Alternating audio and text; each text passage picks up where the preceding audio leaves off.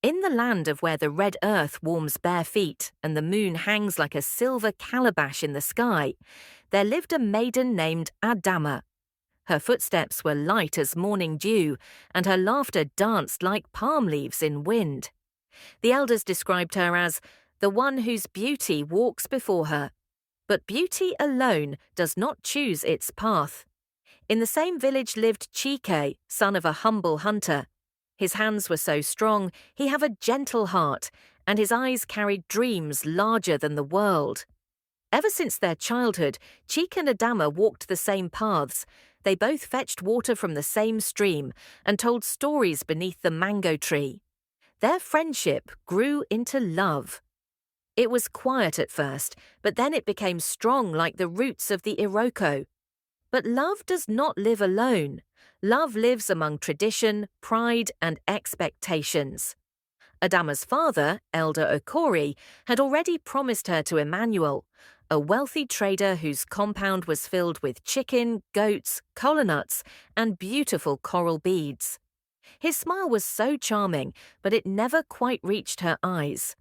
One evening, as the sun melted into gold across the sky, Chike and Adama met at the edge of the forest. Fireflies floated like tiny spirits. The wind carried the scent of roasted yam and wood smoke. "Adama," Chike whispered, "they want to take you away from me." She held his hands, trembling. "I know my heart is with you, but my father's decision is always final." A deep silence fell between them. The birds sang slowly, but then Adama said the words that changed everything. "Let us swear that no matter what they do, our love will not die." Chike hesitated.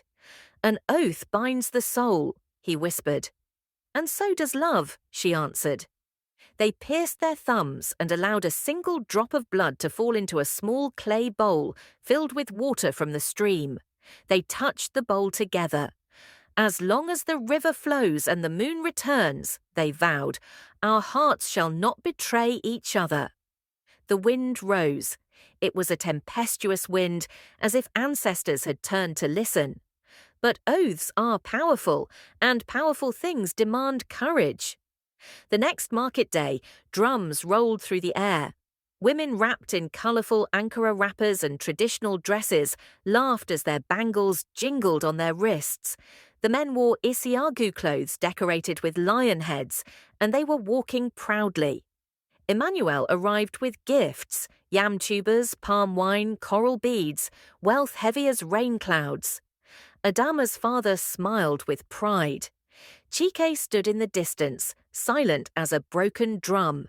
The traditional ceremony began, but truth waits for its own drumbeat. The crowd started to whisper, "This man Emmanuel cheated a widow. He lied in his business." The village continued murmuring. That evening, Adama confronted him. "Do you love me?" she asked. Emmanuel's smile sharpened. "I love how you make me appear strong." In that moment, the mask fell away. The deception became obvious. Adama's heart cried, not for herself, but for her people who believed his lies. The next morning, Adama came kneeling before his father. "Oh, father, you taught me that the kola nut speaks truth, and truth must not be buried." She told him everything: the deception, the empty promises of Emmanuel, and lastly, the oath of love between her and Chike. The compound fell silent. Okorie was highly shocked as he heard these words from Adama.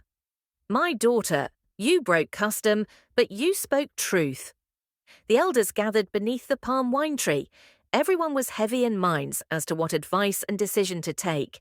After long deliberation, they came up with a decision. "Our tradition protects us, but it must walk with truth. A marriage built on deception curses itself." Emmanuel was banished from the village, his pride shattered like clay pots dropped on stone. Adama's father turned to Chike. "Young man, you are poor in pocket, but rich in heart. Wealth can grow, character must be there." His voice softened as he looked at his daughter. "Adama, your courage saved this family from lies. Your love will not be punished." Drums surged, flutes rose, women ululated. Chike and Adama stood hand in hand as evening painted the village in gold. The red earth accepted their footsteps. The moon returned as promised.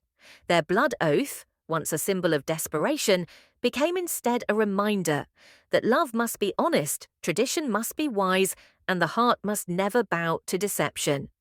In love and life, beware of attractive looks without having no value. Our customs guide us, but truth must lead us. And the strongest oath is not written in blood, it is written in honesty, courage, and respect.